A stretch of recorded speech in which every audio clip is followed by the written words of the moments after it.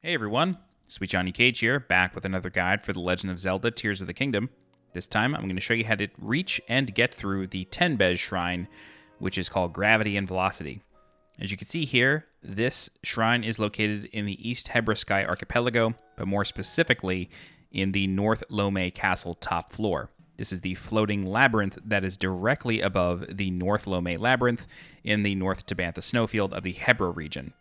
The only way I have found to reach this shrine is by starting at the Thyflo Ruins Skyview Tower and then gliding all the way over and landing on top of the castle. It's the only way I've been able to figure out how to do it. If you know of an easier way, please leave a comment and tell me. This does not seem intended because it requires nearly 2 full stamina wheels to make it, as well as using Tulin on cooldown. But I'm happy to be wrong, so please leave a comment if you know of another way to get there. Okay, I'm going to show you the route that I take just so you can understand exactly how long this is. So the Thyflo Ruins Skyview Tower shoots you way up, and then I am literally just holding forward on the stick and mashing X, and then we immediately use Tulin. So what you can do is you can also equip your glide shirt if you have it. If not, it's okay. You probably shouldn't need it, but it does come in handy. The glide shirt gives you better air control, but for now we're just going to glide using our paraglider, and I'm just mashing A, waiting for Tulin, and then he's going to keep boosting me further and further and further.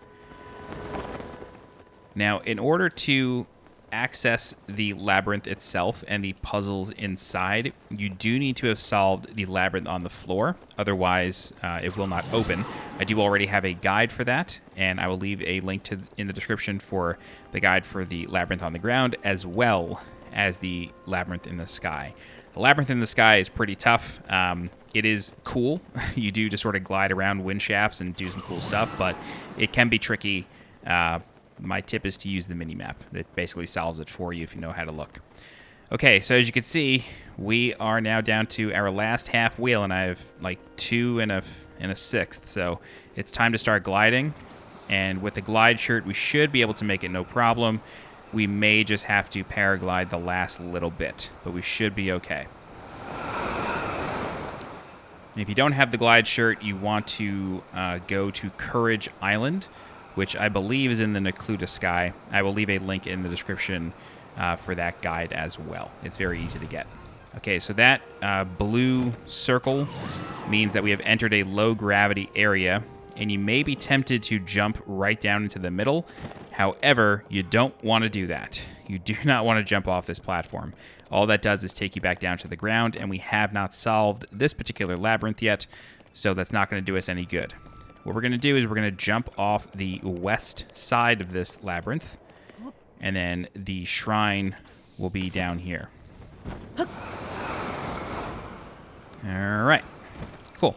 So once you're ready, you want to go inside, and we'll begin solving the shrine. All right, Gravity and Velocity is a really cool shrine. You will notice that this orb is being pushed back and forth by these sort of hammers. When it reaches the right side, you want to hit this statue, and what this does is it turns on a low gravity effect, or disables gravity within the shrine. Not completely.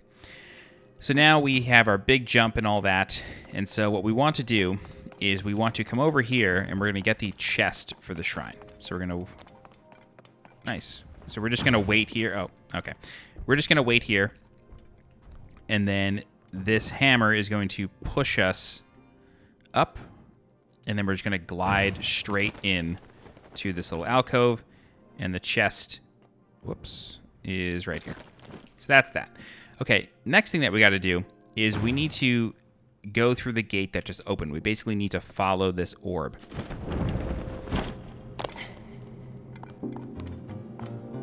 All right, very good. So in this room, we have another hammer right here, but it doesn't activate unless there's an orb on it. We have another gravity switch. So what we're going to do is we need to wait for an orb to enter. Hello? There we go. So an orb enters, and then it's going to hit that alcove and then roll in. And then what we need to do is we need to hit this switch once the orb is above the gate, and then that disables gravity. Otherwise, the orb will just overshoot that cage and that switch. So once you disable gravity, it just drops straight down more or less. So do it like when it's just passing the wall of the cage, and then you're good. And that's the shrine. It's pretty easy, but like I said, this is like a checkpoint shrine just to kind of give you a place to teleport to. The real challenge is the labyrinth itself, which I will leave a link to that guide in the description below, as well as link it at the end of the video. But that's it. All right, if you have any questions, please feel free to leave a comment. I'll do my best to help you out. If you're looking for more guides for The Legend of Zelda Tears of the Kingdom, please subscribe to the channel so you get alerted when new guides go live.